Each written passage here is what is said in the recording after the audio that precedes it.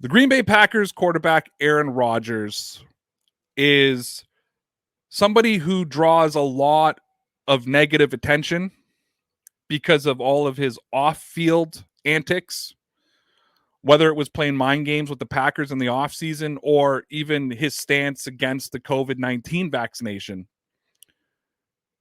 However, you can't deny what Aaron Rodgers is able to accomplish on the field. NFL on CBS tweeted, Aaron Rodgers is currently in the midst of a fourth consecutive season with 450 pass attempts and 5 or fewer interceptions. There isn't a single quarterback in NFL history who has ever done this twice in their entire career, let alone in consecutive seasons. And Aaron Rodgers, similarly to Tom Brady, I think he's one of those players for the most part, either you love him or you hate him. And I think it's because of the Tom Brady comparisons. And we see that a lot around the NFL.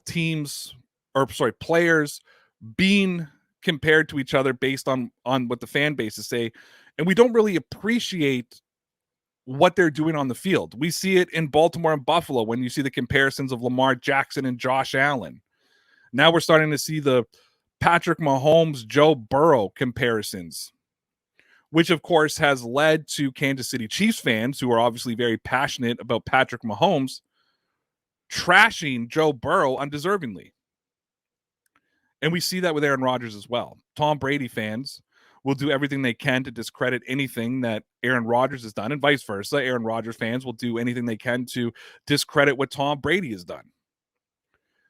But when you look at the kind of numbers both players put up, I'm not just talking about this season. I'm talking about throughout the entirety of their career.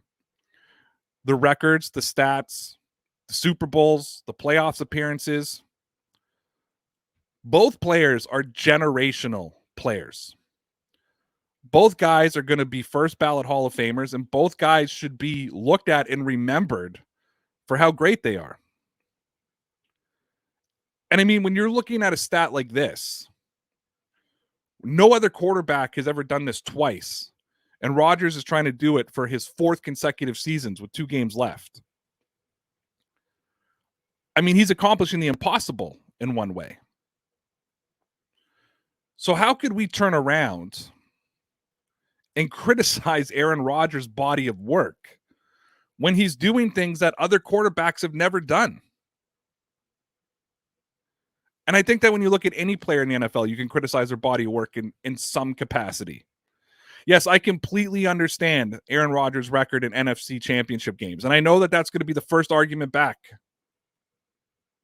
He has 1 win in an NFC championship game. I think he's 0 for 3 the last 3 years. So I completely understand what people's arguments are going to be. However, I get really irritated when people take one game to make their argument. We hear it with all the time. Well, look at this Super Bowl game. Look at that Super Bowl. It takes 19 other games to get to the Super Bowl, or 18 other games, whatever it is, to get to the Super Bowl. So why are we looking at one game to summarize an entire season of work by one player? And that's usually the argument against Tom Brady. With Aaron Rodgers, it's a playoff loss here, a playoff there. Well, he should have had more Super Bowls. We talk about Super Bowls like they're easy to win. And I get that Brady, Montana, Aikman, I get that they all had multiple Super Bowl wins. I get that Ben Roethlisberger is a multiple Super Bowl winner.